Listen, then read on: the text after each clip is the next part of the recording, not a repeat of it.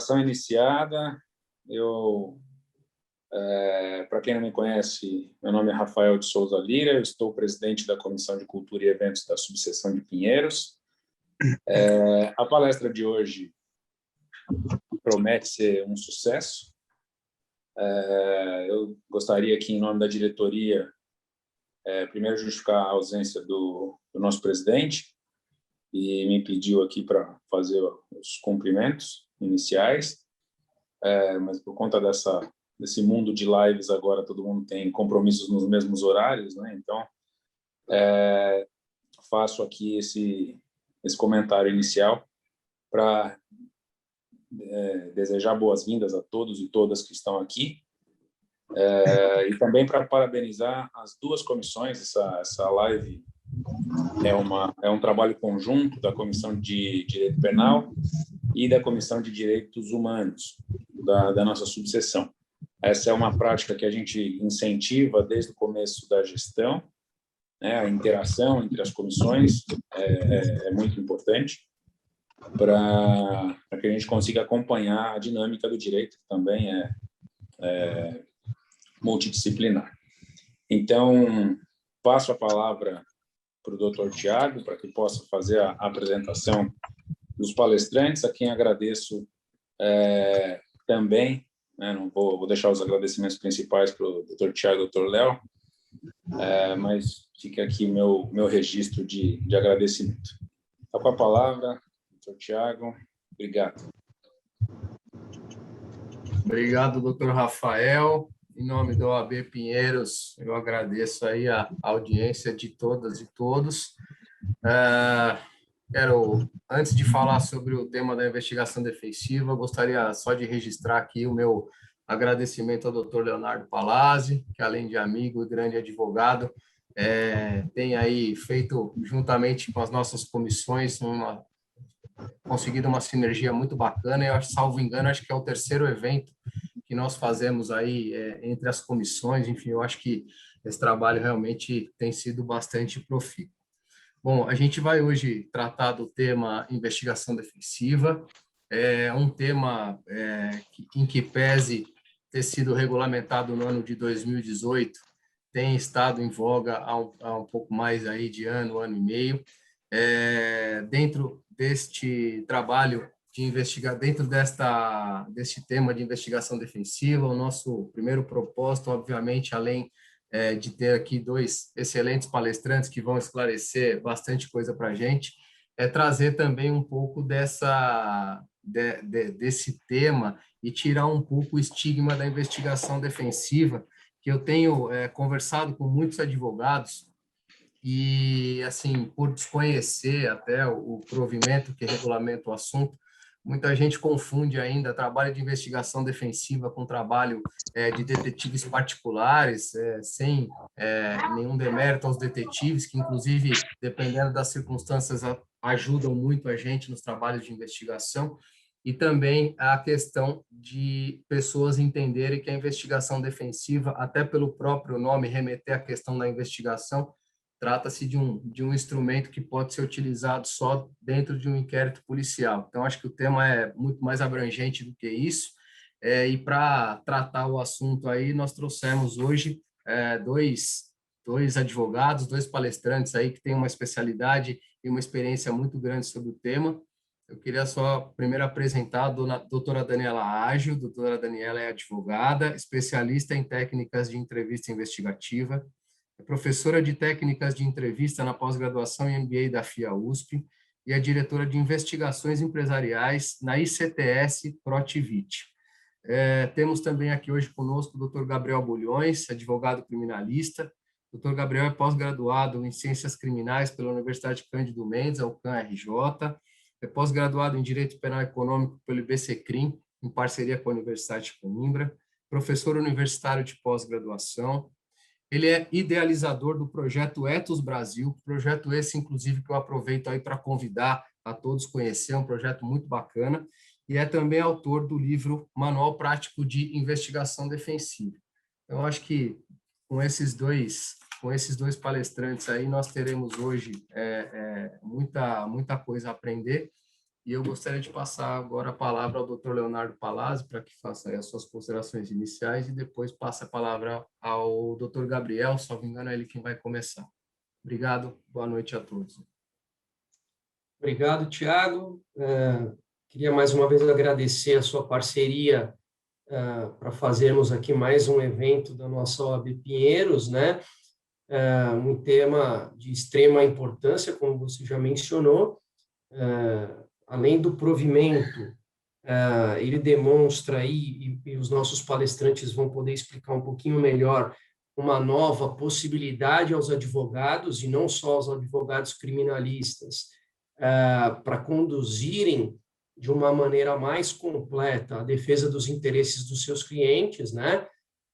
Tanto na área criminal, seja como réu e algumas vezes numa postura de acusação, podemos dizer assim, que a Daniela vai também poder trazer um pouquinho desse histórico para a gente, mas também nas áreas empresarial, área trabalhista, enfim, são diversas áreas que a investigação defensiva ela é bastante importante e ela se distingue aí, como já o Tiago mencionou, da figura do detetive particular, que existe uma lei também de 2017, a Lei 13.432 de 2017, que regulamentou a figura do detetive particular para investigações de natureza não criminal. A investigação defensiva, ela, via de regra, ela é considerada para a investigação criminal, mas, de todo modo, como eu já mencionei, ela pode ser aplicada também em outras áreas, né? E aí os nossos palestrantes vão poder complementar, mas já fazendo essa breve introdução. Quero agradecer aqui ao nosso anfitrião, Rafael Lira, grande amigo que tem conduzido muito bem todas as nossas lives aqui da OAB Pinheiros e participado de uma maneira muito ativa, possibilitando que a gente tenha todos os instrumentos, todos os meios, o convite ao nosso público, e toda a diretoria da nossa OAB Pinheiros e todos os nossos ouvintes, vamos dizer assim, que também terão a oportunidade de colaborar com perguntas, com discussões oportunamente. Dito isso, já quero convidar os nossos palestrantes já apresentados aí pelo Tiago, inicialmente até por ter propriamente um manual, né, explicativo de como e algumas recomendações da investigação defensiva, passo primeiro a palavra ao Gabriel Bulhões, e já o agradecendo também pela participação e aceitação do nosso convite. Obrigado, Gabriel. Grato, doutor Leonardo. Boa noite a todos e todas. Eu saúdo a doutora Daniela, que eu não tinha oportunidade de conhecer, mas na conversa preliminar que tivemos já, enfim, foi possível ver muitas coisas que aderem, né, das nossas práticas, e isso, como eu digo em algumas oportunidades, não é uma novidade, né? Não é com o provimento 188 que passou a surgir investigação privada, ou como se está chamando agora, investigação defensiva, né? E a ICTS é um exemplo do mais alto quilate que a gente pode ter, então acho que muito apropriada o local de fala da doutora Daniela, e saúdo desde logo o doutor Tiago, que me fez o convite, né? Também estendo o cumprimento e parabenizo, juntamente com o doutor Rafael, que conheço do IBCCRIM há alguns bons anos, né, que tem as melhores referências pelo trabalho que lá desenvolveu, e que vocês, enfim, brilhantemente estão desempenhando esse papel importantíssimo de trazer discussões atualizadas, né, e o que eu acho que não está faltando, acho que nunca o direito é monótono, né, mas eu acho que ultimamente a gente tem tido reviravoltas, assim, continuadas, e isso demanda da classe. E a OAB, obviamente, como representante maior disso tudo, né, tem um papel central, fundamental, nessa atualização, nessa reflexão e nessa maturação dos temas, tanto no geral, que tocam a sociedade, que está em permanente transformação, e ultimamente, né, com as novas tecnologias, está em vertiginosa transformação em todos os setores, como também no particular, no direito para a advocacia, também a gente vem observando muita coisa acontecendo. Né? Não por outra razão, a gente tem a B2L, não sei se vocês conhecem, alguns devem conhecer, que é a Associação Brasileira de Law Techs e Legal Techs, que é criação recente, digamos assim, do associativismo, desse setor de startups voltadas ao direito, que se vocês procurarem as estatísticas dos últimos 3 anos, vocês vão ver que a quantidade de associados, enfim, startups que oferecem tecnologias, que oferecem ferramentas, que oferecem, enfim, uma infinidade de novas possibilidades a partir desses novos recursos, ela vem, essa estatística progredindo em PG, né, em progressão geométrica. A gente tem realmente uma ascensão muito grande desses novos recursos e acho que demorou muito para acontecer no direito, né, sem querer, acho que não estou fugindo do tema, né, mas é exatamente porque eu coloco a investigação defensiva como uma porta que permite a inundação do direito e da advocacia, das novas tecnologias e não só, né, porque a inovação também é dar novas roupagens a coisas que não, enfim, são novidades, como, por exemplo, o uso de designers, né, que agora está muito na moda, o visual law, o legal design, e a gente não tem nenhuma nova tecnologia, a gente não tem nenhuma novidade nisso aí, a novidade é a nova, digamos assim, funcionalidade que a gente está empregando, né, nessa técnica, que aí o designer vem para o mundo do direito, ele consegue potencializar. Isso também está inserido no escopo da investigação defensiva.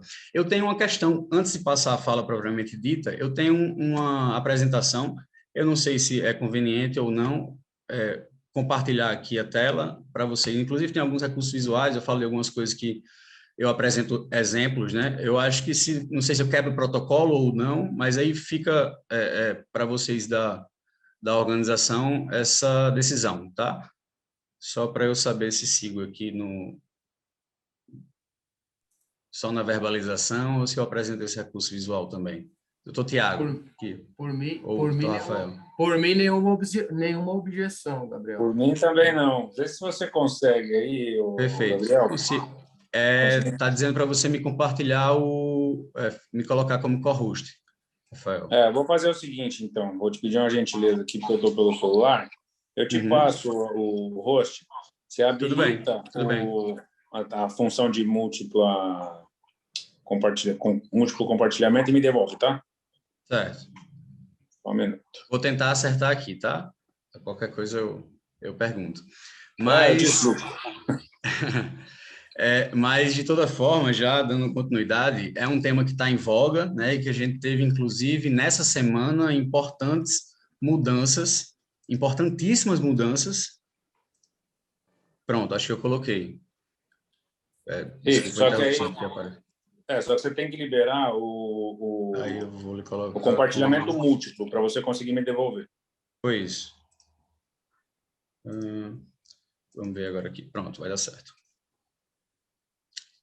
Boa. E aí eu aproveito já para falar dessas novidades aqui, porque logo no início, e eu faço sempre questão de, nessas primeiras oportunidades, situar o tema, porque a investigação defensiva, apesar de não ser uma novidade, ela é uma ilustre desconhecida da classe, da sociedade, né, dos atores como um todo do sistema de justiça, enfim, de justiça criminal.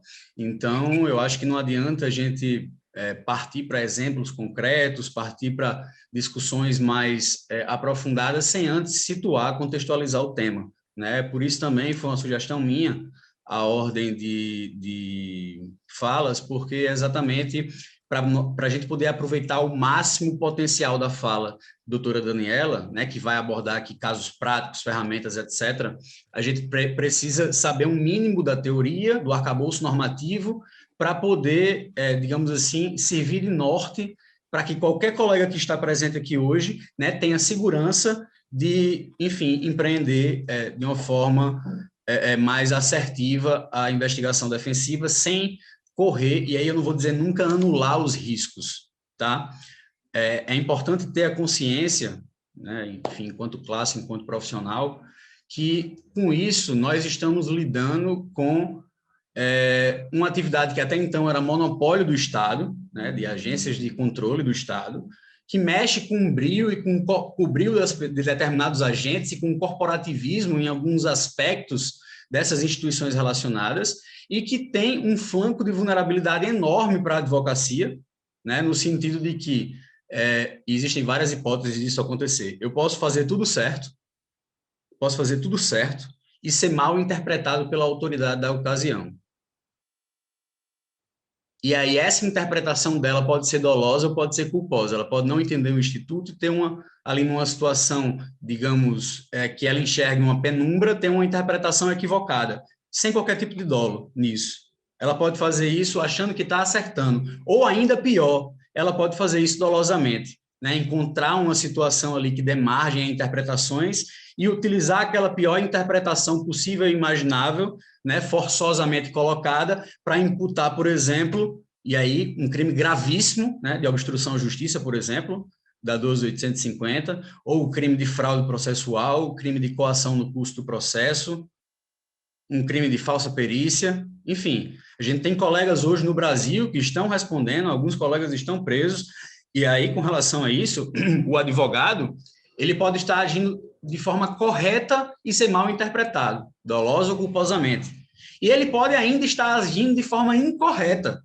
E essa forma incorreta pode se dar tanto por má formação, má qualificação, ausência de um direcionamento. A gente não tem hoje um código deontológico, a gente não tem hoje uma normativa mais minudente para servir de parâmetro, né? Servir de referencial para a classe, porque a gente tem uma teorização geral do provimento 188, que é um grande avanço sim, mas não deveria ter ficado ali, né? E a gente vai chegar ali nesses porvires daqui a pouco. Mas o que eu quero dizer é que isso exige muita responsabilidade da classe, né? E exige também um trato interinstitucional para que se explique, né?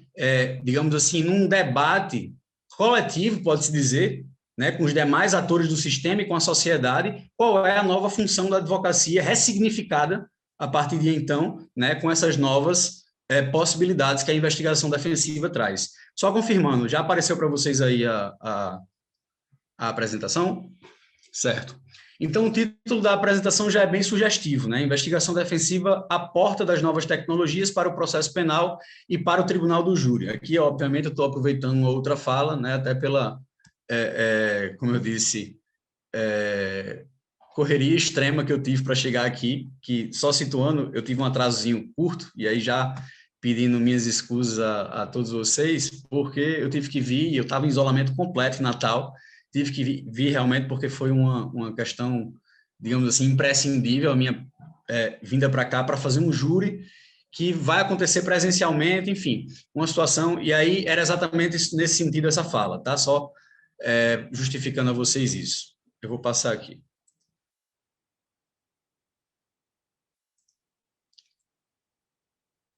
Atualizou aí para vocês a tela? Então, primeiro ponto, né? Qual é o cenário da regulamentação desse tema no país? Então, a gente tem aqui a circunscrição normativa dessa matéria, né?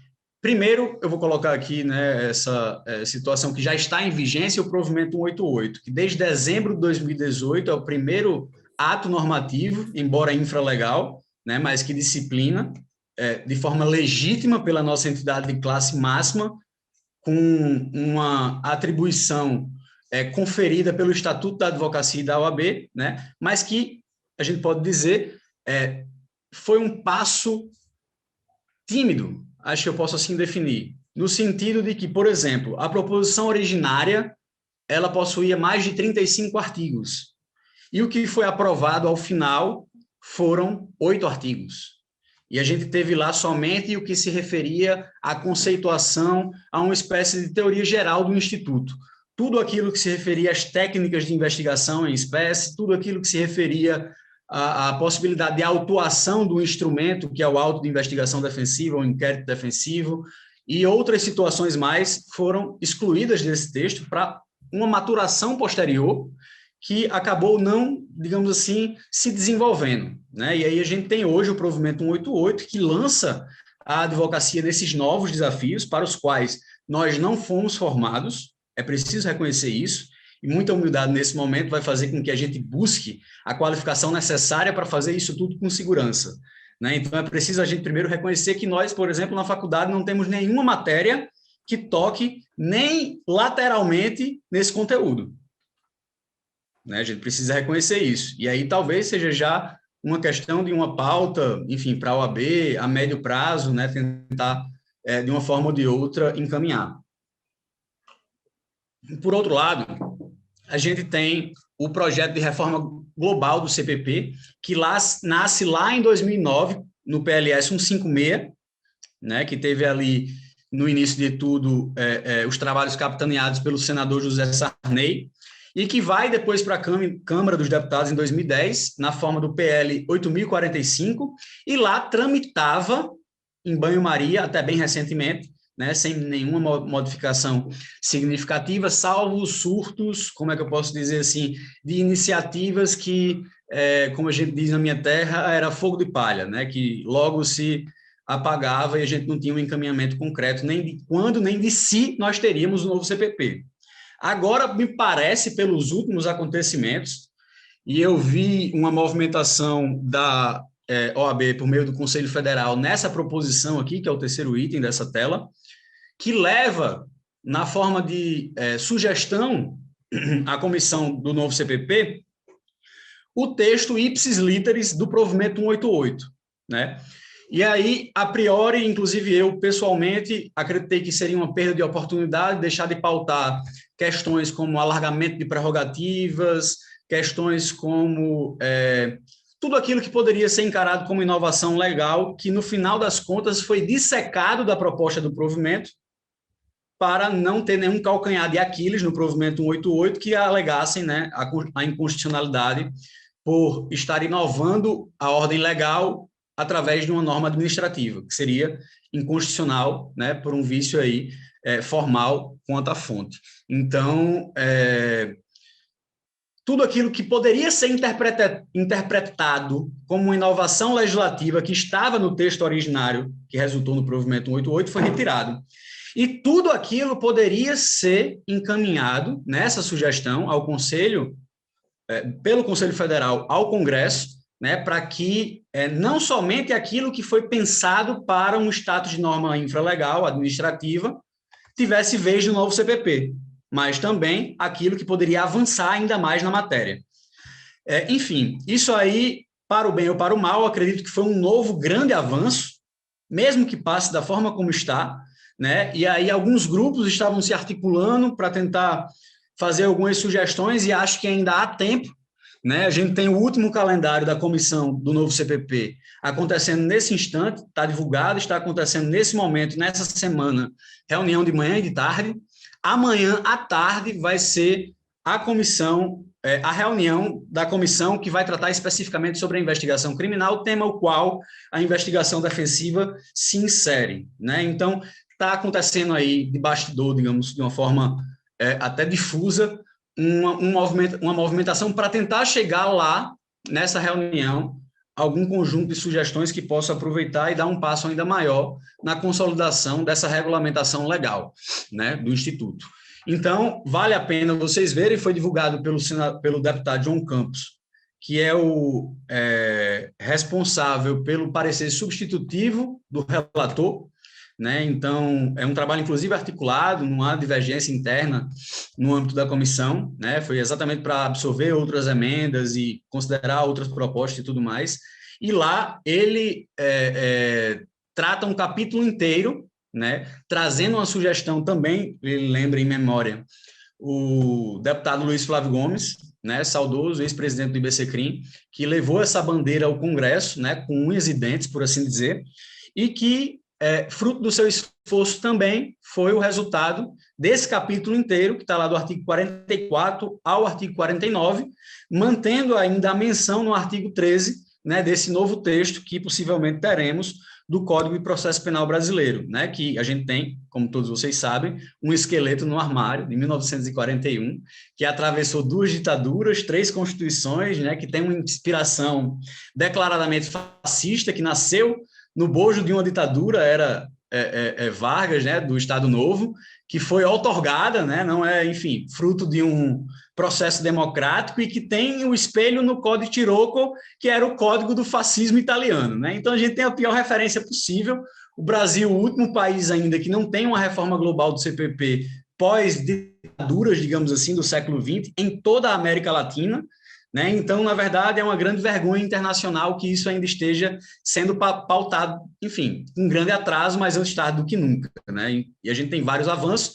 Eu estava tendo, inclusive, tive a paciência de, no voo agora, ler todo o parecer do deputado João Campos, né? Acho que são 300 e poucas páginas, alguma coisa assim.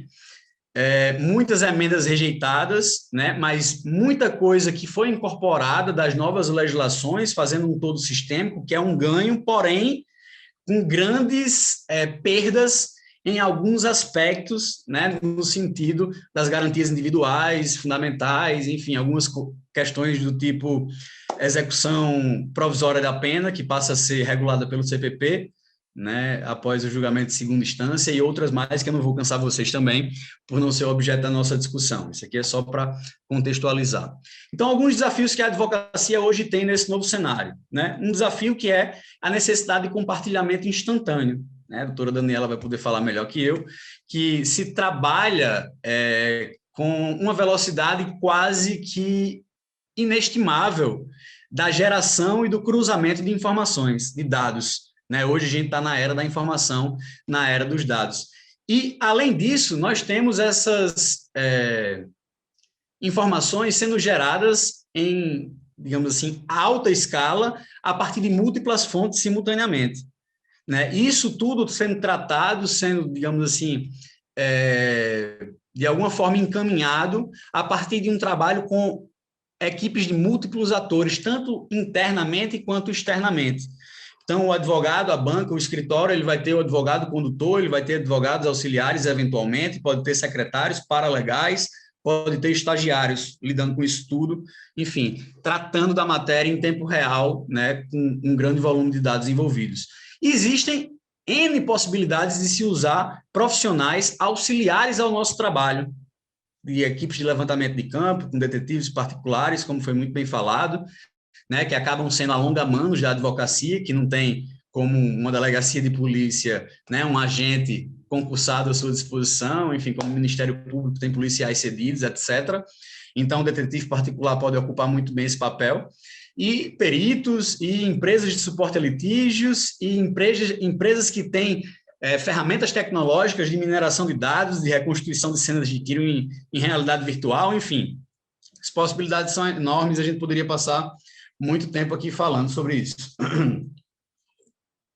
Eu vou disponibilizar para vocês, mas fica aqui a dica de alguns aplicativos, alguns softwares no modelo SaaS, né, software como serviço, que a maioria são gratuitos, alguns têm versão paga, enfim, tudo no geral muito acessível, que a gente usa no geral para outras coisas, mas a gente não ressignifica, isso aqui também é inovação, né? A gente não ressignifica essas possibilidades para o nosso trabalho, né? Então, isso aqui é uma coisa que pode ser oferecida dentro de um manual, por exemplo, que fosse o caso, para a jovem advocacia, para o sujeito que está ali começando e que precisa ter uma dinâmica boa do trato da sua atuação, né? Seja para potencializar a sua atuação no sentido do resultado final, como a gente tem aqui ferramentas até de Visual Law, como Story Map, Timeline, Sound City, que são desse projeto Knight Lab, que é um projeto acadêmico dos Estados Unidos voltado ao suporte a litígio, né? Desenvolve recursos tecnológicos gratuitos para a advocacia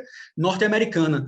E, assim, o pacote da Google, né, a gente pode usar cada um para a sua finalidade, né, praticamente todos. Então, eu cito aqui o Google Maps, o Google Earth, cito ainda o Google Street View, né? Aqui eu tenho o Google Drive, Google Sheets, Google Docs, Google Calendário. Então, para sincronização simultânea de vários agentes, né? E trabalho em nuvem, sincronização em tempo real de arquivos, de planilhas, de documentos, de agenda, né? Gestão de equipe através do Trello, enfim, de várias situações que estão aí à disposição e que a gente dificilmente usa, né? Eu tenho outro exemplo aqui banal, que muita gente pode conhecer na atividade de Cooper, de ciclismo e de coisas do tipo, né? Que é o ReLive.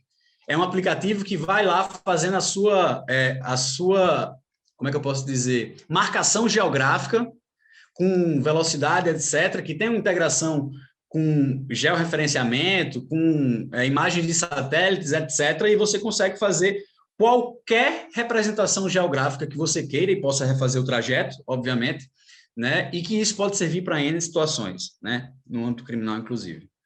Também não vou cansar muito vocês, quem tiver interesse, peça à organização que eu vou disponibilizar esses slides. Aqui eu falo sobre OSINT, ainda é dentro das soluções, né? Pode ser caracterizado aqui como uma ferramenta de média a alta complexidade, mas ainda gratuita. A maioria dessas possibilidades aqui de Open Source Intelligence, elas são gratuitas, né? E exatamente isso quer dizer inteligência em fontes abertas, né? A fonte aberta, ela tem um pressuposto básico que é a gratuidade. Recentemente tentaram taxar, né, a mineração de dados em massa, mas graças a Deus foi vetado. E a gente não teve essa grande derrota aí para o mundo das startups, Logtechs e Legaltechs, enfim.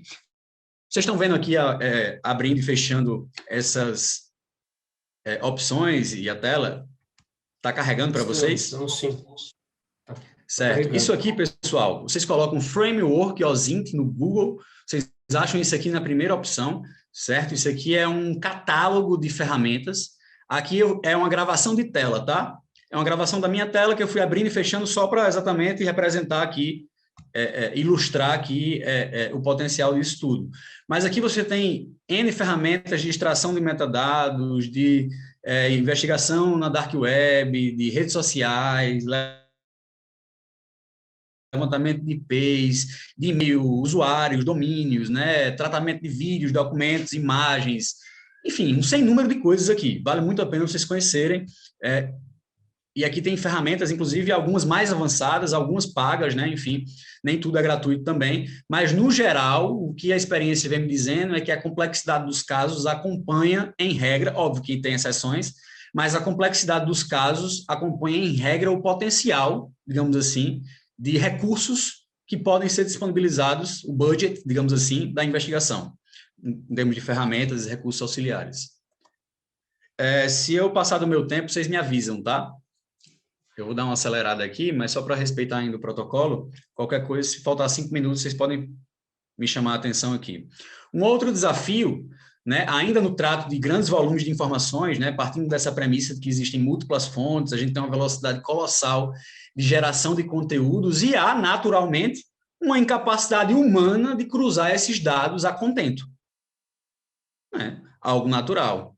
A gente não pode comparar, né, o trabalho humano braçal, artesanal, com o trabalho que os bots, né, os algoritmos, a inteligência artificial, machine learning, né, e outros recursos inovadores permitem hoje, a partir do cruzamento de milhões de relacionamentos entre dados, digamos assim, numa velocidade incrível, né, que jamais seria alcançada ainda que por um exército de profissionais. E aí, nesse sentido, tem situações do tipo... tendo experiência com uma grande advogada de um setor de penal econômico e compliance, de um dos maiores escritórios aí de São Paulo, ela me falou que numa investigação de uma questão, obviamente, bem complexa, envolvendo uma grande empresa, ela precisou usar 400 colaboradores durante alguns meses, e aí 400 profissionais entre advogados, secretários, paralegais, peritos, mas precisou-se usar mais de 400 profissionais, a maioria deles para tratar artesanalmente uma montanha de documentos. Então, enfim, a gente precisa conciliar isso tudo para que a advocacia esteja apta a interceder nesses cenários com assertividade, né? Para que a gente tenha condições de estar, digamos assim, no mesmo jogo, como diria nosso professor Alexandre Moraes da Rosa, né? Para a gente sair, digamos assim, de um patamar e ir para a divisão que o Estado joga. E aí, como solução aqui, eu apresento a otimização dessa compreensão dos elementos, né, a partir de vários recursos, e aqui, obviamente, num rol exemplificativo. A gente tem, como eu falei já, a utilização de bots, inteligência artificial, isso para tratar e para cruzar grandes volumes de informações. Cruzamentos bancários, fiscais, financeiros, contábeis, enfim, coisas do tipo que jamais seria humanamente tratado no prazo legal, inclusive se fixado no parâmetro de 1941, totalmente anacrônico, que pelo que eu li hoje no relatório do deputado João Campos vai ser mantido, né? A questão do prazo vai ser unificado em 15 dias corridos no processo penal brasileiro, se prosseguir essa proposta. Então, a gente tem ainda esse desafio, né? Mesmo no novo cenário do CPP, que está por vir. Aí eu coloco aqui a utilização do Legal Design, em especial na vertente do Visual Law, né, para facilitar visualmente, desde a motivação que levou a produzir aquela prova, o próprio processo de produção, né, o registro da cadeia de custódia da prova, metodológico, técnico, científico, do que foi utilizado, né, e, de toda forma, procedimentalizado da forma como melhor convir, né, para cada profissional.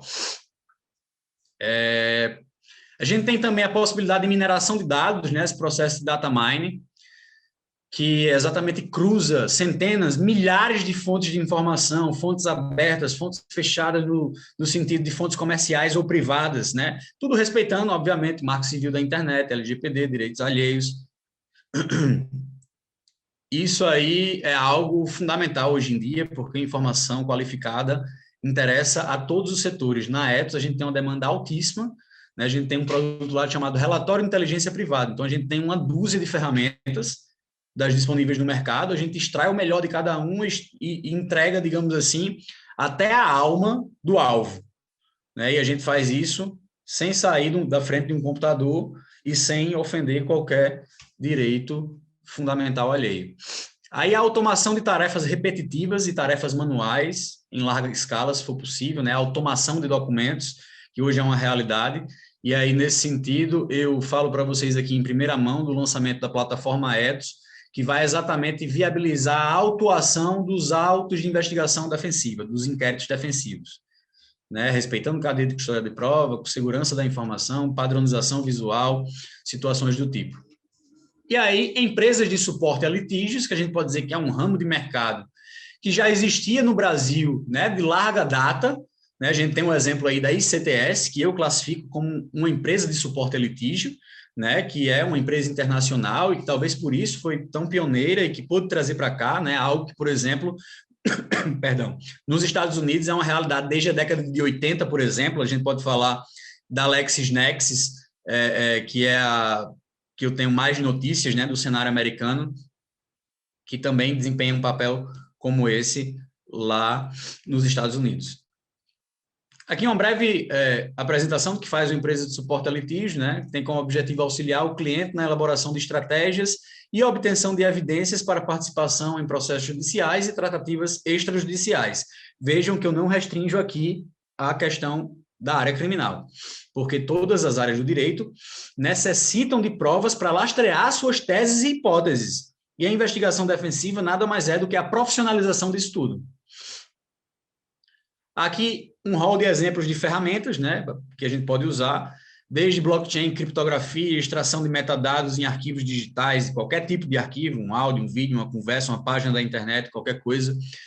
A utilização de infográficos, fluxogramas, organogramas, né, pictogramas, storylines, storyboards, story maps. Então, a gente tem cada um dos tipos de recursos visuais que é mais ou menos apto a representar um tipo de informação, né? Isso aí precisa estar em cima da mesa, isso aí precisa estar no horizonte de possibilidades da advocacia para que ela possa catalisar a sua atuação e seus resultados. Aqui, alguns exemplos de reconstituição de cena de crime em 3D, tá?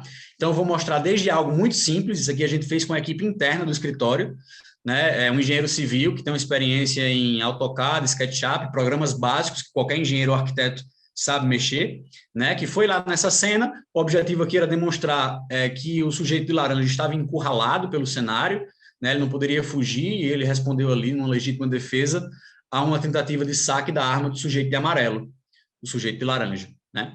Enfim, isso aqui foi feito uma RT, uma anotação de responsabilidade técnica, numa vistoria aqui nesse bar, era um bar de, enfim, rua. E aí nós fizemos isso aqui dentro do escritório com a nossa equipe interna, digamos assim, algo que poderia no mercado ser precificado com algo em torno de R$3.000, R$4.000, R$5.000, R$2.000, isso é relativo, né? Vai depender do volume de detalhes do nível de depuração, digamos assim, dessa representação. Consegue estar atualizando para vocês aí? Então, só para ilustrar, isso aqui representa uma cena de 4 segundos, foram feitos 8 frames de meio segundo cada, porque exatamente todas as testemunhas que foram ouvidas disseram que essa ação durou 4 segundos. Então, tudo baseado nos autos, né, em prova técnico-científica. E aqui o único objetivo era demonstrar que ele não poderia sair, porque ele estaria encurralado, certo? Aqui, só para mostrar uma técnica de ortomosaico, aqui bem simples, né, bem rudimentar, pode-se dizer, que a gente usou o Google Street View para superpor. Vocês podem ver que a árvore é em continuidade exatamente porque representa em proporções reais o que aconteceu. A árvore é desse tamanho, a cadeira, as mesas, enfim, as garrafas que estavam aí, enfim. Aqui só com outro nível de renderização. Aqui a gente incluiu, por exemplo, as sombras, né? Deu mais um nível de detalhamento. Aqui eu tenho já algo muito mais complexo, né? Que envolve uma perícia acidentológica, que envolve o levantamento de imagens no local com drones, com equipamentos de... Esqueci agora qual é o nome do equipamento. Tentar me lembrar daqui para o final da fala. Mas, enfim, do pessoal da engenharia, para fazer o levantamento topográfico, do local.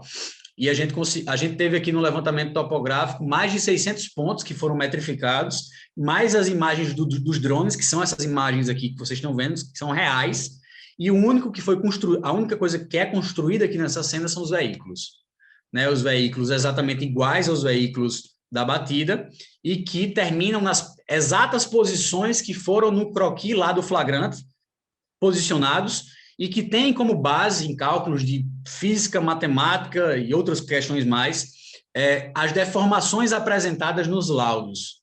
Tudo bate milimetricamente. E aqui o objetivo era demonstrar que a motorista da Saveiro perde o controle, invade a outra pista por qualquer razão desconhecida e ela causa o acidente. Desculpa. Ela causa o acidente que vitimou tanto ela quanto o motorista o Focus.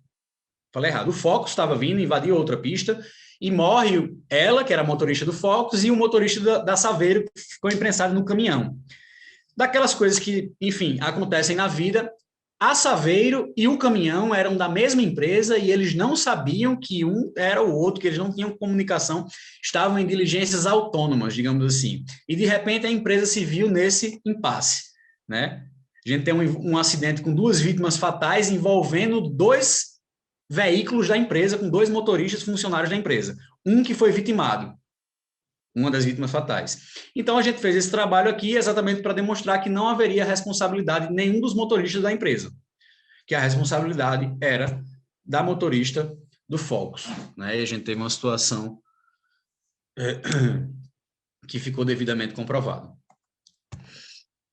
Isso aqui não é a representação toda, tá, pessoal? São frames que eu recortei para poder colocar no GIF aqui no PowerPoint, que, inclusive, retirava qualquer elemento identificador óbvio dos sujeitos envolvidos. Então, tudo aqui é apontado, qual é a folha dos autos, a foto real, etc., enfim, que dá suporte, como se fosse uma petição que a gente estivesse colocando os prints lá dentro.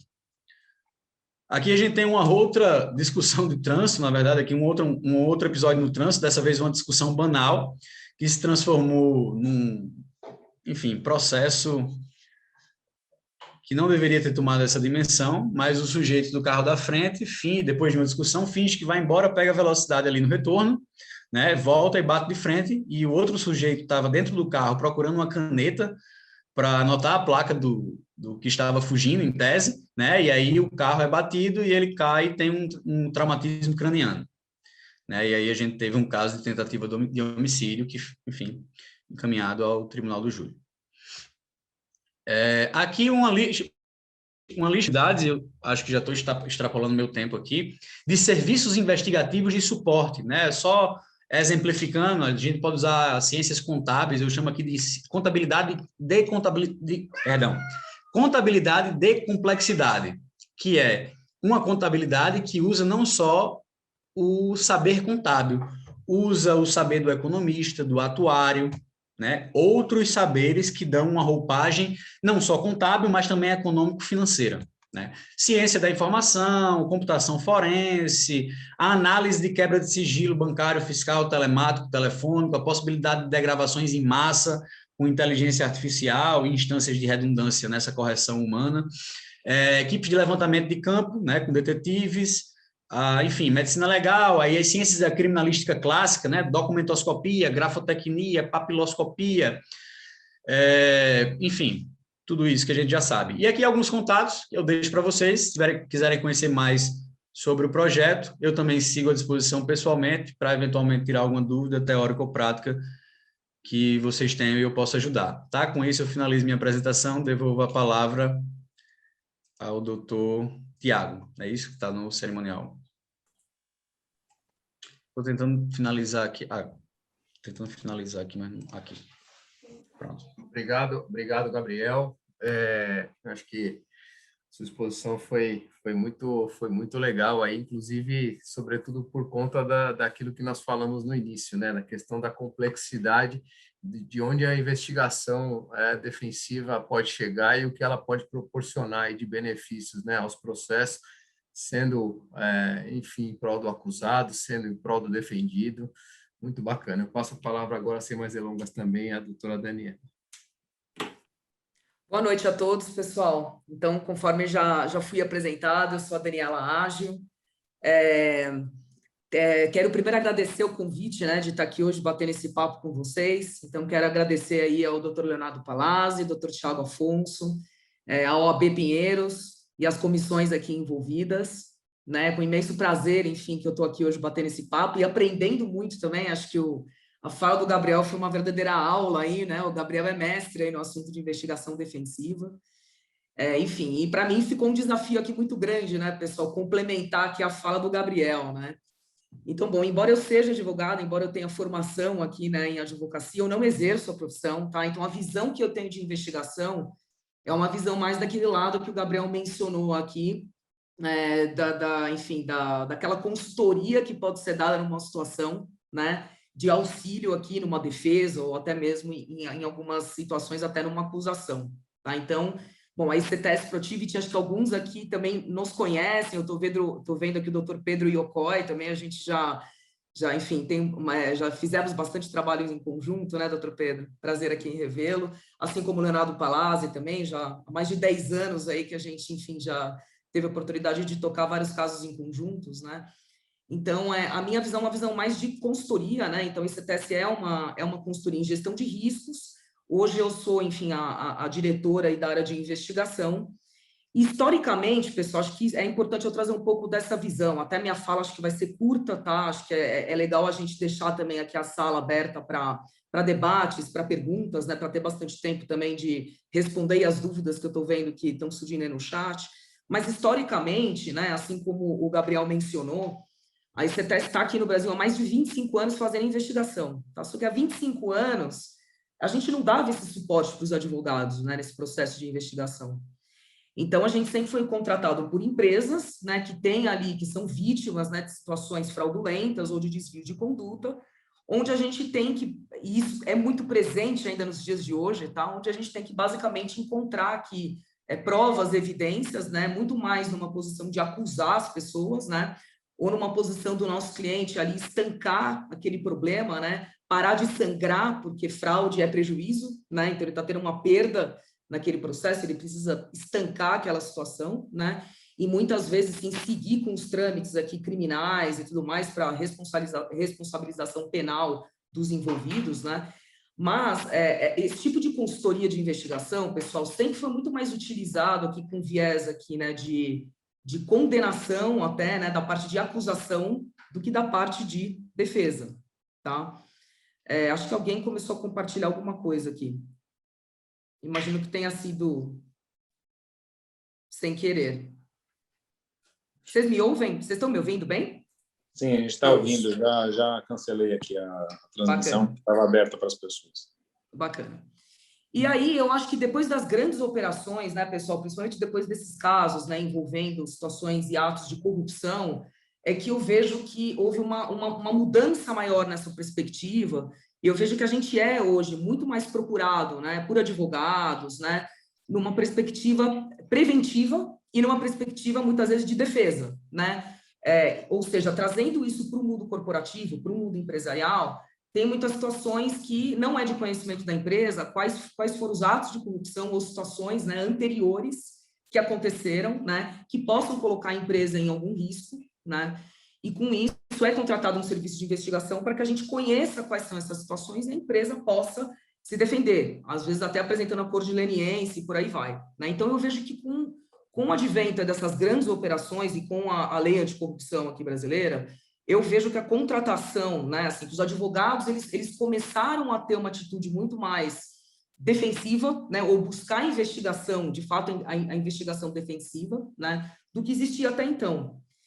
E também, antes disso, né, acho que o doutor Gabriel apresentou muito bem aqui diversas ferramentas, né, que são utilizadas, eu também não vou entrar muito nesses detalhes, né, eu acho que antes disso também, as ferramentas que existiam de investigação eram ferramentas realmente muito mais parecidas com o que os detetives particulares, de fato, utilizavam, né. Eu lembro que quando eu comecei a trabalhar com investigação há 20 anos atrás, era isso, a gente seguia pessoas em campo, a gente colocava ali profissionais, né, para fazer engenharia social, para tirar foto de endereços, para entender situações em loco, fazer entrevistas, né, acho que essa atividade de entrevista é uma atividade que ela é mais rudimentar da investigação, que a gente utiliza muito até hoje, ela traz excelentes resultados, mas a gente não tinha esse aparato tecnológico que a gente tem hoje, né, que ajuda demais, né, a gente a identificar situações, a apurar os casos que têm que ser apurados, né.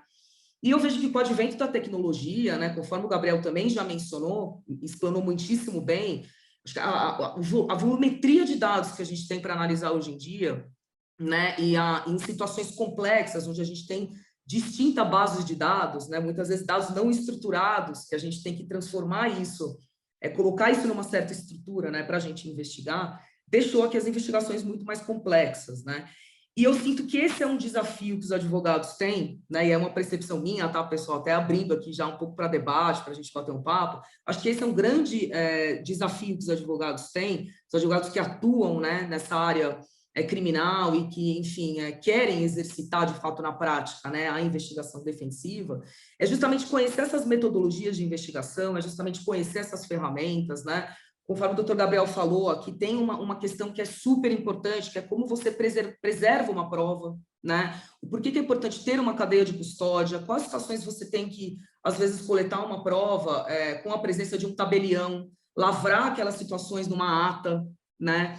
Então, como é que tudo isso deve ser feito? Quais são as cautelas que devem ser tomadas, até mesmo para que não hajam excessos, né? Aqui na questão da investigação defensiva. Essa semana foi noticiado que, no caso do menino R, enfim, isso é público, a gente estava comentando isso hoje mais cedo, né? Enfim, que tem ali indícios, né, de que houve ali foi extrapolado ali o limite, né, da investigação defensiva. Então, o que tem que ser feito para esses limites não serem extrapolados, né, que eu acho que é uma cautela muito grande, né, que os advogados devem tomar nesse processo. Então, são todas essas questões que a gente passou a discutir de um tempo para cá. E aí eu vejo que, enfim, isso surgiu um pouco também com o advento aí da investigação defensiva e do surgimento aí do provimento, né? Acho que com isso, isso surgiu até numa boa hora, onde hoje a gente tem, né, tecnologias para a gente conseguir investigar, a gente tem um aparato aqui bastante grande de atividades que a gente consegue fazer numa investigação e coletar essas provas, essas evidências dentro da legalidade, para que isso, inclusive, seja usado justamente no processo, que é o objetivo aqui. Tá, então, em linhas gerais, pessoal, acho que é isso que eu tinha um pouco para contribuir em cima da fala aqui do Gabriel, e eu não sei como é que o doutor Thiago e o doutor Leonardo querem continuar conduzindo aí, mas eu acho que é interessante a gente abrir aqui para um bate-papo, né? Para tirar dúvidas, enfim, responder os questionamentos do chat. Obrigado, Dani, pelas suas considerações, e justamente é muito importante a gente ter a percepção de que a investigação defensiva ela é um novo formato, uma nova forma da advocacia atuar, né? E que ela possa, principalmente no âmbito criminal, tutelar devidamente os direitos dos seus clientes, né? Isso até é uma questão de direitos humanos, algo que nós discutimos e conseguimos organizar esse evento entre as comissões de direito penal e a Comissão de Direitos Humanos, para que a gente tenha essa percepção de que a defesa ela não é só feita através de questões argumentativas, de questões retóricas, e tratadas por escrito nos processos, ou então através de provas meramente testemunhais, né? Aqui no Brasil, a gente se acostumou muito na investigação que é conduzida pela autoridade policial nas delegacias de polícia. Sabemos que não há condições técnicas e humanas, sem qualquer tipo de crítica, a esses profissionais da segurança pública, mas a gente sabe das dificuldades que o Estado tem em investir dinheiro nisso, né? Os laudos do Instituto de Criminalística, que é o órgão responsável por fazer as perícias e auxiliar a autoridade policial na obtenção de provas ou de fontes de provas técnicas, de fazer as perícias, os laudos, elas não têm a profundidade como, por exemplo, aquela simulação que o Gabriel apresentou, né? O laudo do Instituto de Criminalística, em algumas cidades, está demorando 2 anos para ele ficar pronto. Mas, em outras cidades, em outras, o próprio Instituto de Criminalística fala, eu não vou conseguir entregar esse trabalho, porque eles não têm pessoas e eles não têm a tecnologia disponível para isso. Então, nos parece, aqui nas nossas conversas, né, preparando esse nosso painel de hoje, que a advocacia precisa estar um pouco mais atenta a essas questões e mais próximas à tecnologia, a qual o direito sempre é a última área a se aproximar da tecnologia, da evolução, e a gente fica muito preso aos códigos e às leis, né? E nessa tutela dos direitos do constituído, a gente chegou também a conversar um pouco sobre os deveres deontológicos que são previstos no Estatuto da Advocacia, e que o advogado ele tem que deter a diligência profissional para auxiliar e para tutelar os direitos do seu cliente. Então, de certa forma, a partir do momento em que há regulamentação por parte do Conselho Federal da OAB, há, de certa maneira, até uma obrigatoriedade, pode-se interpretar dessa maneira, em se conduzir uma investigação defensiva, porque está regulamentado pela ordem e há uma necessidade de que o advogado seja diligente na obtenção de elementos que possam absolver o seu cliente. Como a Daniela mencionou, nós estávamos muito mais acostumados a fazer investigações para fraudes, quando aquela pessoa é vítima. Já tivemos casos que a gente ouve na televisão de jogadores de futebol, de músicos que tem lá um assessor ou tem um empresário que desvia dinheiro, até as grandes fraudes corporativas, fraudes pequenas também acabam acontecendo, e se contratavam empresas ou o advogado atuava justamente nessa investigação para apresentar esses elementos para as autoridades. Agora, nos parece, e o cenário tem mudado com as grandes operações de Polícia Federal, de Ministério Público, de Polícia Civil, a necessidade de que haja essa atuação mais técnica. E como já foi dito pela Daniela e pelo Gabriel, existem parceiros e o advogado tem que estar alinhado com parceiros para justamente conseguir processar todos esses dados. Muitas vezes chegam processos com 40, 50, 100 volumes de autos de processo, ou seja, se você empilhar todo esse monte de processo, que hoje em dia é digital, você tem uma grande quantidade e 400 pessoas para analisar tudo isso, como o Gabriel mencionou, para extrair informações e para produzir uma defesa. Há toda uma dificuldade em relação a isso, e que a gente tem observado bastante nos últimos tempos. Então, essa foi a nossa intenção, minha, do Tiago, da OAB, em conjunto com o Rafael Lira, e com a diretoria, de trazer um pouco essa discussão para que a gente consiga atuar como auxiliares propriamente da justiça também, como é uma das funções do advogado, né? Muitas vezes há uma incompreensão por parte de promotores, juízes, e mesmo de assessores técnicos, a depender das áreas de atuação, que não detêm aquela linguagem específica de determinada área de especialização. Então, questões de informática, de acesso a nuvens, e-mails, IPs, a gente tem os casos, por exemplo, de acidentes de trabalho, que você precisa de um engenheiro de segurança do trabalho, crimes tributários, crime contra o sistema financeiro, crimes contra o mercado de capitais. os crimes ambientais propriamente, no qual a própria empresa ela pode ser responsabilizada por um crime ambiental, ou seja, há uma necessidade de maior aprofundamento técnico, e essa é uma das razões pelas quais a investigação defensiva ela se torna tão importante e provavelmente ela terá um maior desenvolvimento daqui para frente, né? Acho que países como o Gabriel mencionou, os Estados Unidos têm muito disso, eles se arvoram de muitos assistentes e de muitas partes técnicas para colaborar com a realização daquela defesa, tudo isso em busca da verdade, né? Para se comprovar a verdade, para se estabelecer determinados estándares probatórios, para que, se for o caso, você até fulminar logo de início qualquer tipo de acusação que possa vir a ser feita, uma reclamatória trabalhista, uma ação civil de indenização, enfim.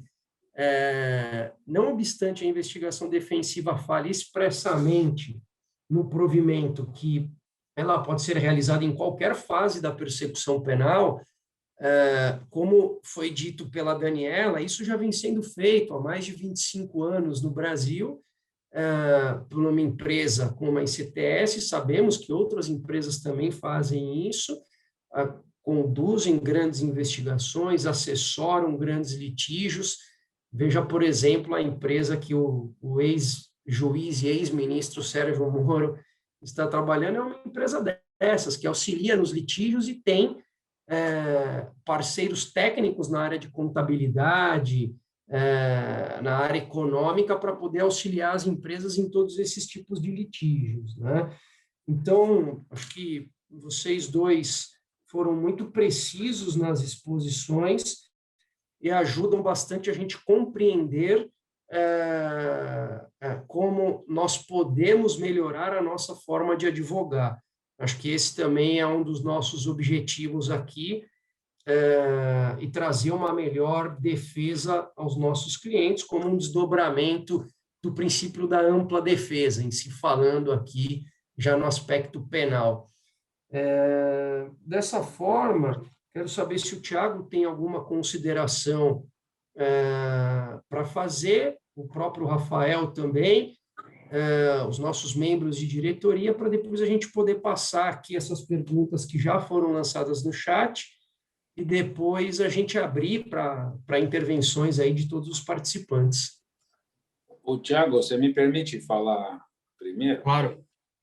Eu só queria dizer, na verdade, complementar o que o Léo falou sobre a importância de discutir isso num âmbito maior, né? Então, assim, a gente já está planejando aí outras palestras dessa, seja em relação às questões deontológicas, seja em relação à própria situação real das perícias, né? Então, a gente está conversando com peritos criminais para que possa explicar aqui as dificuldades que eles têm, enfim, dividir um pouco de experiência para que a gente consiga deixar uma visão muito completa, porque esse assunto ele é realmente muito importante, tem um monte de desdobramentos, né? Então, assim, a exposição do Gabriel foi muito boa, né? Muito didática, mas, pelo menos para mim, fica essa necessidade de complementação, né, com essas outras áreas que eu acho que a gente vai ter que discutir isso durante bastante tempo. Então, aqui estou só fazendo esse registro para que quem está participando aqui da palestra fique atento e atenta para que a gente, na hora que a gente divulgar as próximas palestras relacionadas, para que a gente possa conversar aí nas outras oportunidades também. E aí, mais uma vez, parabenizar os palestrantes. Muito bom. Bom, eu também vou aproveitar para parabenizar tanto o Gabriel quanto a Daniela e agradecer mais uma vez aí o convite para que eles pudessem trazer para todos nós essas informações extremamente relevantes.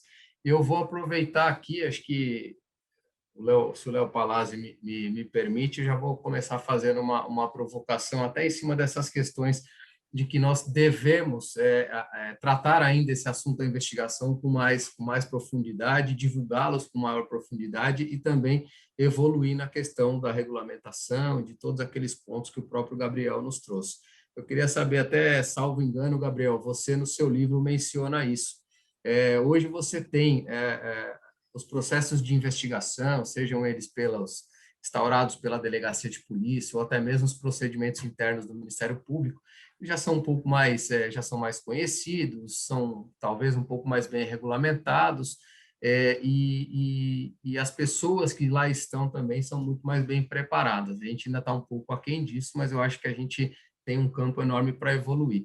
Mas a minha dúvida, e até uma questão que a gente estava conversando um pouquinho antes de abrir a live, era com relação ao procedimento, a instauração do procedimento de investigação, obviamente que precisa ser feito através de uma portaria, como os outros procedimentos também, mas fica aqui a nossa dúvida, ou pelo menos a minha dúvida, com relação à necessidade de informar a nossa entidade de classe, a OAB, que a gente está instaurando um procedimento de investigação defensiva naquela localidade. Obviamente que o procedimento ele é sigiloso, né? Mas me parece aqui que até para preservar o advogado e garantir que ele não sofra depois nenhum tipo de problema, talvez esse comunicado à Ordem dos Advogados da existência de uma investigação, através, eventualmente, apenas do número de uma portaria, seria uma questão bastante interessante. Não sei o que você acha disso, o que você pensa, mas, salvo engano, você menciona isso no seu livro.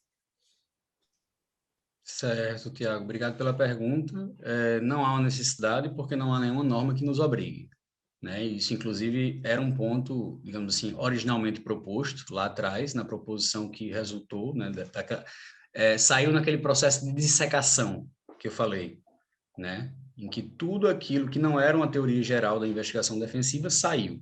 Tudo aquilo que poderia dar margem a uma interpretação de que se estava inovando o plano legal saiu, né? Então, isso aí saiu naquele momento.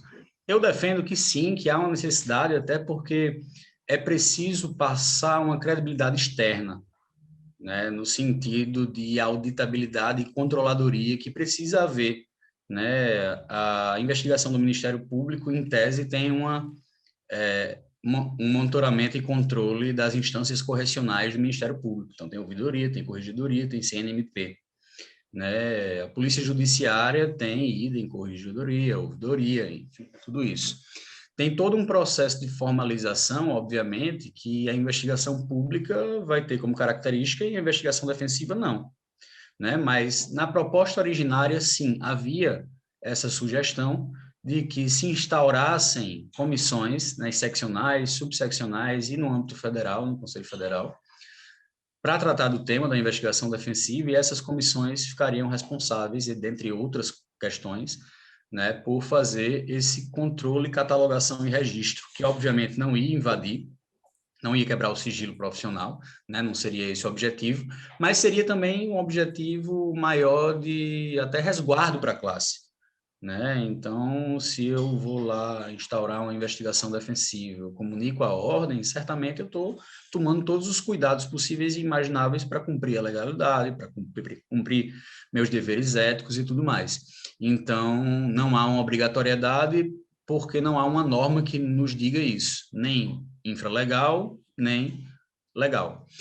Por outro lado, eu venho sugerindo, né, e isso teve adesão de vários colegas, já em muitos estados do país, que se provoque a OAB, né, exatamente para ver como que se dá essa discussão interna, esse encaminhamento interno, que invariavelmente vai resultar na maturação institucional do tema, né? Hoje, no Brasil, a gente só tem uma seccional, que tem uma comissão de investigação defensiva, que para mim já foi um grande avanço, nasceu em outubro do ano passado, de Santa Catarina, né? E eles tiveram lá também algumas provocações no sentido de registro e protocolo dos autos de investigação defensiva, estão lidando com essa matéria, estão construindo um manual deontológico, entre outras questões, né? Lá, tematicamente, a comissão também trata de barganha penal, né? Então, o mesmo estudo que está se fazendo para a investigação defensiva, no sentido de manual de boas práticas, um manual deontológico, coisas do tipo, está sendo feito também para o acordo de não persecução penal. né? E que, na minha leitura, eles são dois temas assim que se relacionam umbilicalmente, né? Se eu tinha antes, no palco do processo penal, a prova produzida sob o crivo do contraditório, mediada por um juiz pretensamente imparcial, né? Regido pelas regras de competência, com todo aquele arcabouço normativo no que toca às nulidades, às provas, enfim, por aí vai, que era a prova, né? Produzida sob o crivo do contraditório, etc., a moeda de troca do processo penal. Agora, com barganha penal no geral, né? Não vou falar nem só do ANPP, mas com a barganha penal no geral, então, desde a 9.099, com transação, SUSI, composição civil dos danos, passando pela delação das leis especiais, até a procedimentalização da 12.850, passando pela leniência, acordos fiscais, enfim, um sem número de possibilidades que a gente tem hoje de barganha punitiva e sancionadora do Estado, né? E aí, como eu estava falando, o que era moeda de troca no cenário anterior, que era a prova, com todos aqueles atributos que eu não vou repetir, agora passa a ser o elemento de informação pré-produzido unilateralmente pela parte, né? Então, o que antes era prova, agora passa a ser o elemento de informação pré-produzido unilateralmente pela parte. E o que é isso, se não investigação defensiva? Como é que a advocacia vai produzir antecipadamente, digamos assim, de uma forma autônoma, qualquer elemento de informação, se não por técnicas de investigação, de levantamento de informação, etc., né? Então, a barganha penal, ela tem como pressuposto para ela não ser uma grande injustiça no mundo dos fatos, né? Para ela não ser extremamente disfuncional para a nossa democracia, ela precisa vir acompanhada do fortalecimento da advocacia por meio da investigação defensiva. A investigação defensiva é uma condição sem a qual a barganha penal não pode se instalar e não pode avançar.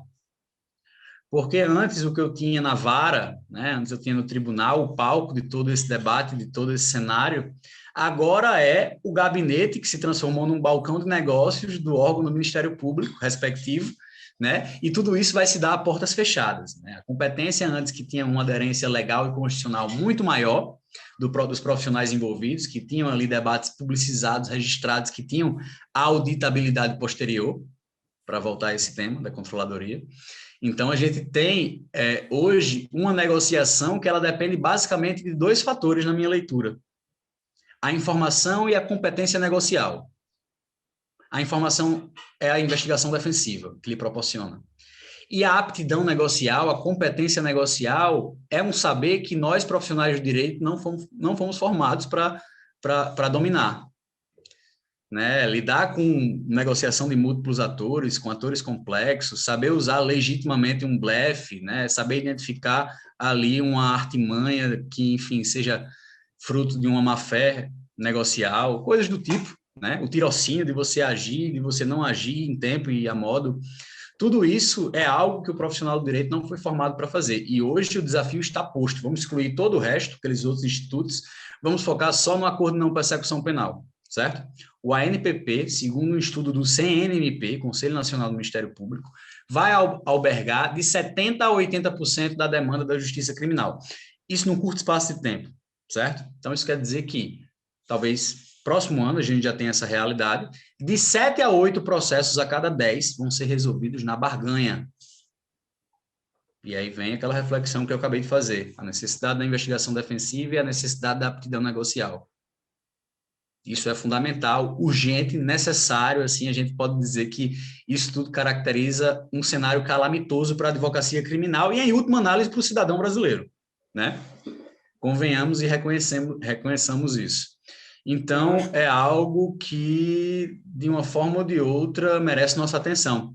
E aí, voltando mais uma vez àquela minha leitura do avião, do parecer do deputado João Campos, eles colocaram transação penal para todos os processos, todos os crimes com pena máxima de até 8 anos. Transação penal agora é o novo procedimento sumário, né, que abarca crimes com pena máxima de até 8 anos. Então, fora o ANPP, a gente tem uma transação penal que resolve crimes com pena máxima de até 8 anos. Então, vejam que o nosso processo penal se transformou, de fato. A gente não tem mais uma base continental romano-germânica.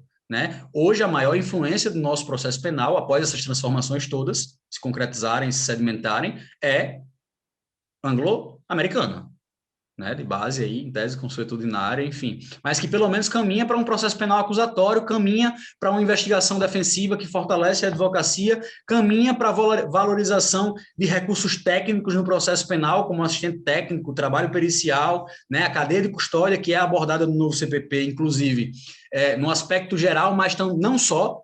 A gente tem um capítulo lá para a cadeia de custódia de prova digital, que é um avanço muito legal, né, e que a gente precisa explorar.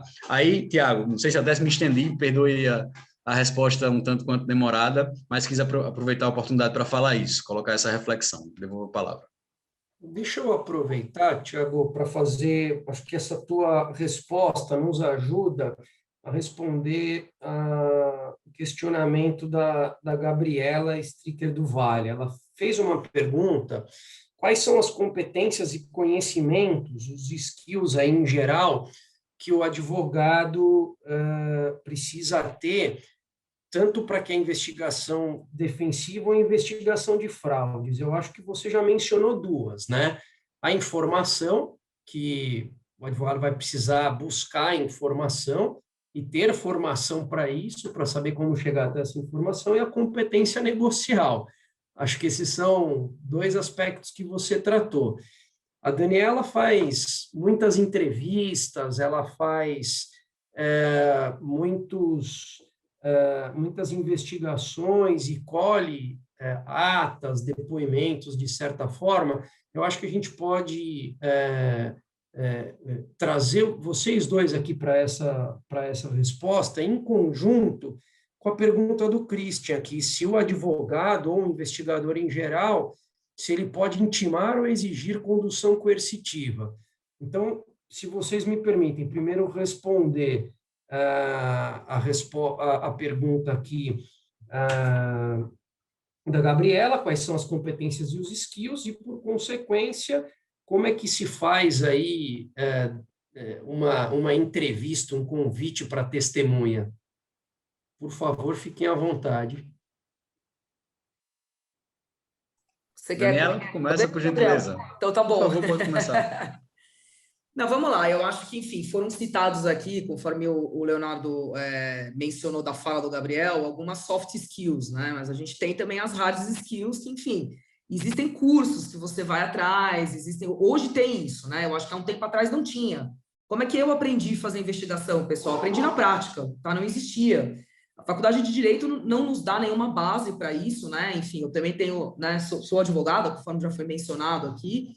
Enfim, saí da faculdade, comecei a trabalhar na área e aprendi na prática, tá? Depois eu fui estudar, né? Mas hoje existem cursos, né? Que você consegue e tem, enfim, empresas. A CETES é uma delas que dá treinamento também nesse tema, né? Tanto de técnicas de investigação como técnicas de entrevista, que é um ponto que o Leonardo mencionou aqui, né?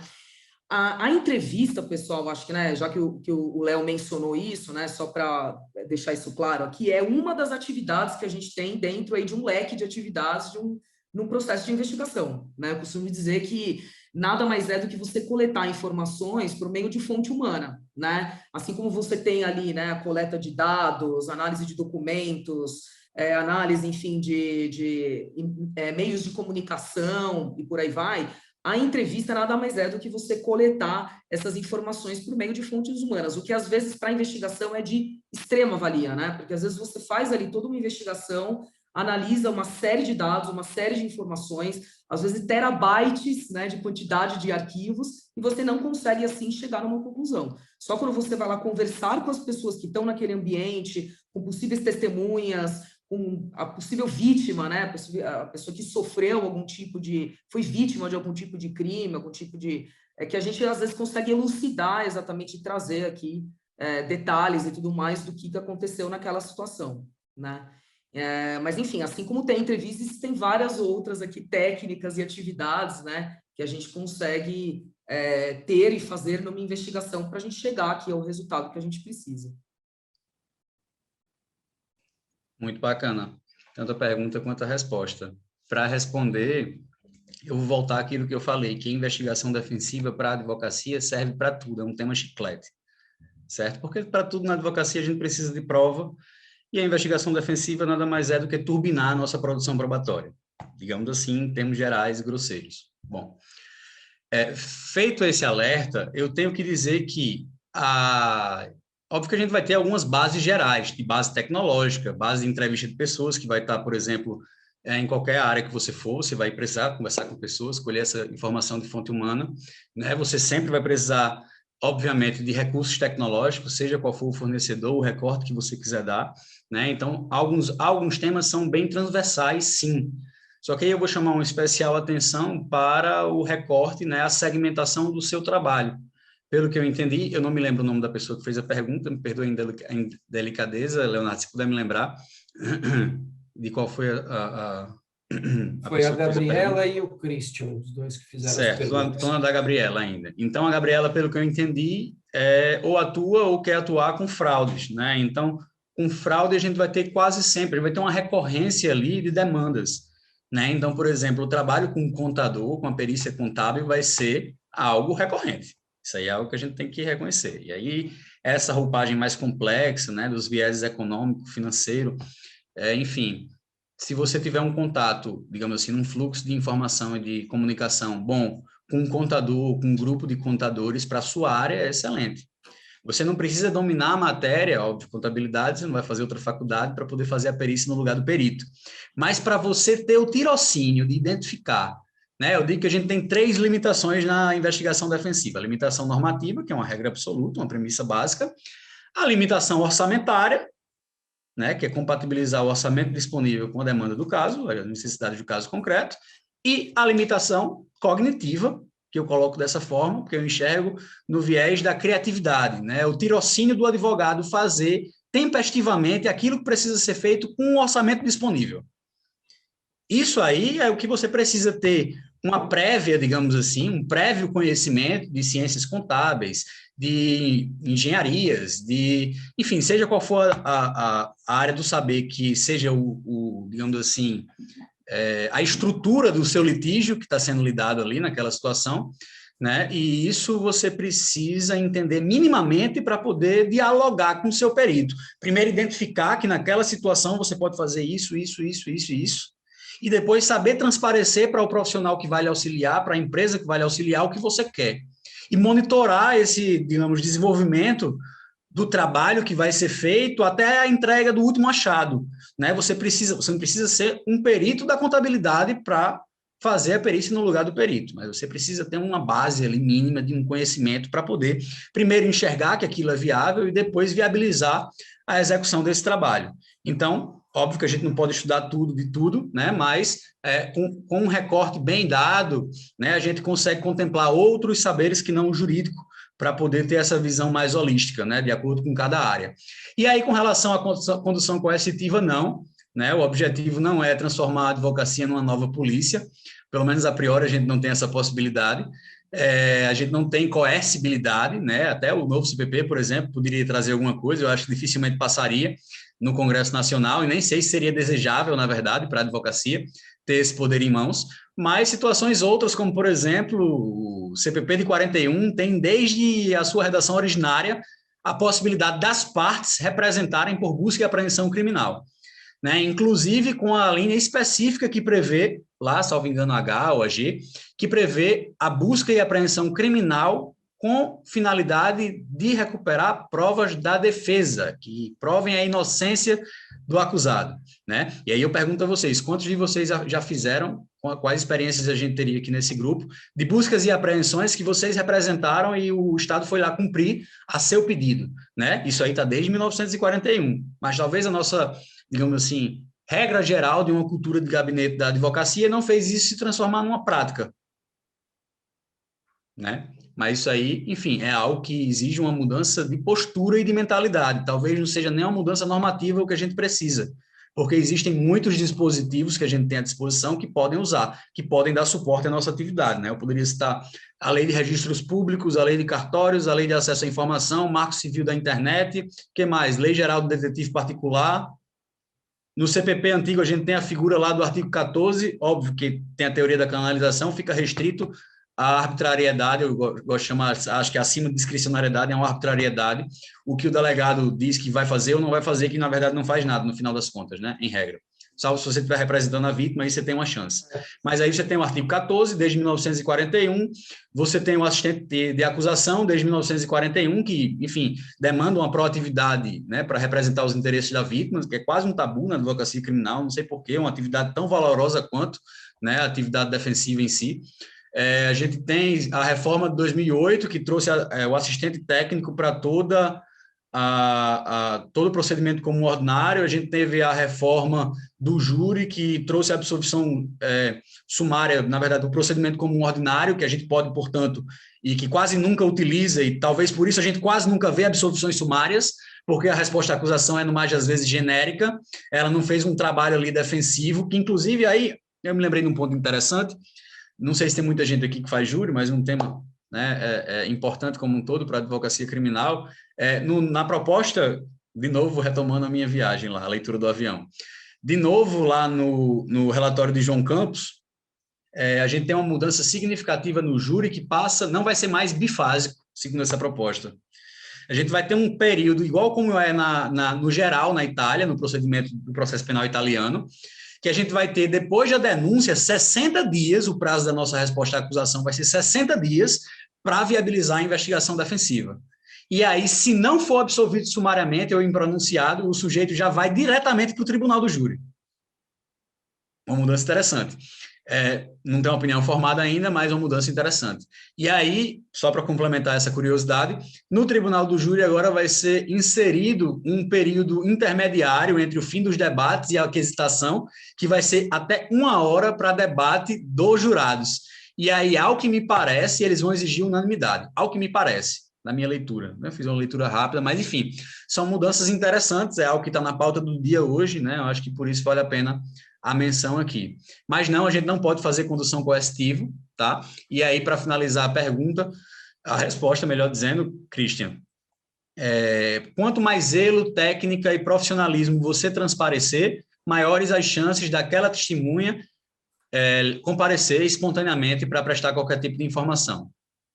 Certo? A gente poderia falar muito aqui do que é que pode ser esse zelo, essa técnica, esse profissionalismo, mas certamente cada um tem a sua fórmula e eu não iria meter o nariz nessas questões. Então, por exemplo, também para complementar a resposta, no meu livro eu defendo isso, uma categorização em termos pragmáticos, para que a gente lide com cada tipo de testemunha da forma mais adequada. A gente tem uma testemunha hostil, uma testemunha neutra e uma testemunha amigável. Cada qual merece os seus devidos, digamos assim, cuidados, né? A testemunha hostil, ela dificilmente vai comparecer, mas eventualmente lá na frente, uma intimação via notário, por exemplo, com a certidão lavrada lá do oficial do cartório, tem fé pública, dizendo que ele recebeu aquela cópia daquela intimação com aquele tal teor. Então, a gente pode lá na frente dizer, e aquele vai ser o silêncio que fala, né, que ele lá atrás teve a oportunidade de remediar e evitar todo aquele procedimento hipercomplexo que se desdobrou em seu desfavor, mas não fez, apesar de ter tido a oportunidade. Isso é uma questão estratégica, que pode ser, digamos assim, de uma barganha societária, numa tratativa extrajudicial que antecede a persecução, por exemplo, né? São situações que surgem.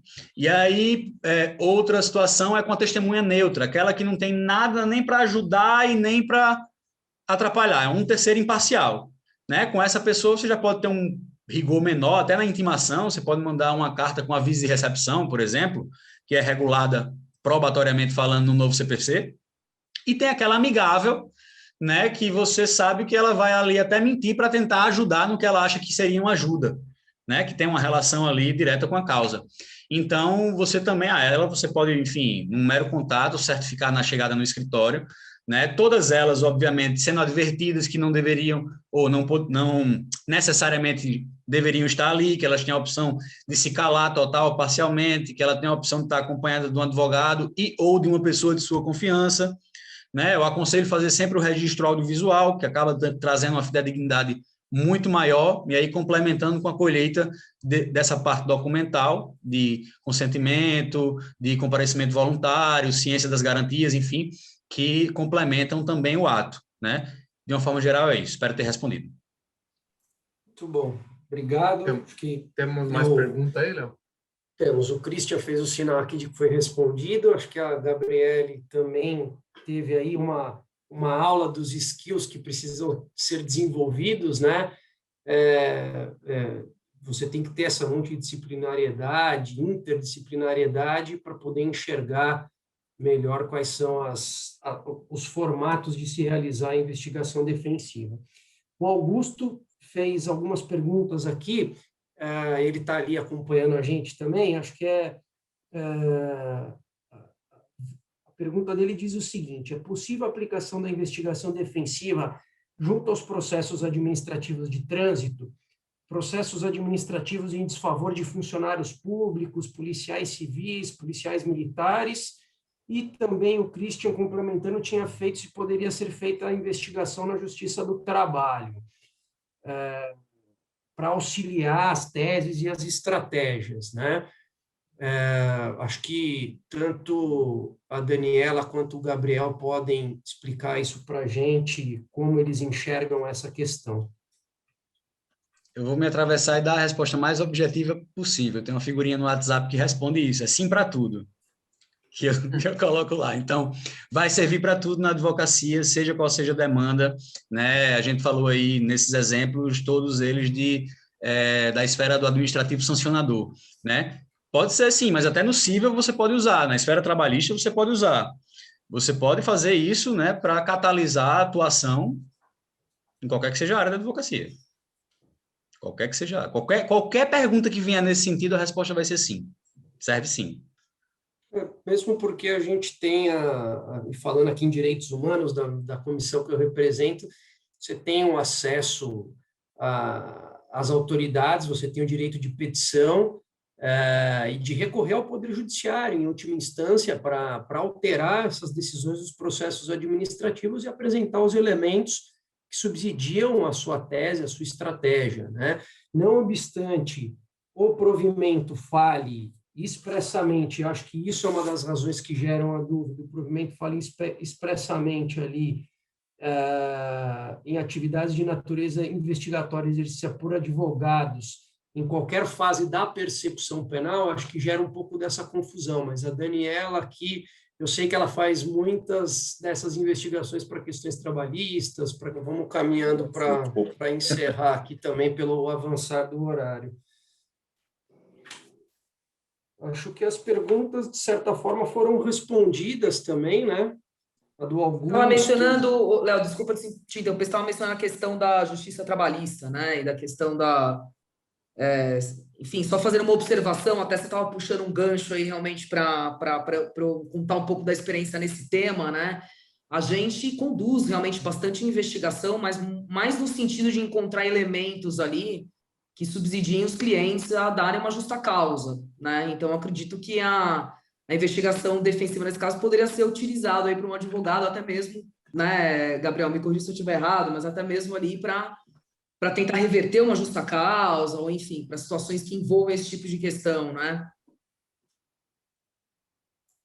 Só para dar sobre o tema ainda, a gente tem um projeto no interior de São Paulo, numa região bastante desenvolvida do ponto de vista industrial, reúne, enfim, acho que 40% das 200 maiores empresas do mundo, né? São Paulo tem dessas coisas que, enfim, são de outra dimensão, né? Quase. E aí há um campo lá naquela região, há uma convenção trabalhista que prevê que digamos assim, a cobertura previdenciária pelo afastamento de acidente no trabalho é custeada pela empresa ad eterno, a vida inteira. Isso aí é uma convenção que vem da década de 80, salvo engano, né? E aí essas empresas têm um passivo ali em média de 10% do seu quadro, né? Digamos assim, entre aspas, encostado, né? Que é remunerado sem trabalhar e, enfim, várias fraudes foram identificadas, tanto individualmente quanto de clínicas que foram, digamos assim, flagradas, né, em esquemas grandes que ganhavam, assim, no lote de atestados médicos, assim, fornecidos às dezenas, às centenas a funcionários, né, dessas empresas, e que traziam prejuízo, assim, inestimável, né? Considerável ali no faturamento dessas empresas, que são grandes empresas. Então, vejam aí um exemplo claro, né, de fraude laboral que pode ser identificada tanto no individual quanto no plano macro, né, a partir da investigação defensiva. Bem, obrigado, Gabriel. Ficou muito claro aqui as explicações. A gente tem aqui a presidente da nossa comissão de compliance, a Renata, também. Esse tipo de investigação pode ser usado nas questões de compliance, enfim. Acho que a gente tem uma série de esferas até para demonstrar para as autoridades em que práticas ilícitas, seja no âmbito criminal, seja em outras áreas, foram ou não praticadas, e até colaborar com as autoridades para obter os benefícios legais, né? Acho que a gente tem essas possibilidades, mas acho que todas as questões aqui foram respondidas. Acho que a gente pode encerrar. Eu quero agradecer o Gabriel pela disponibilidade. Sei que ele está em viagem, o que dificultou um pouquinho, mas ele estava aqui pontualmente para nos atender.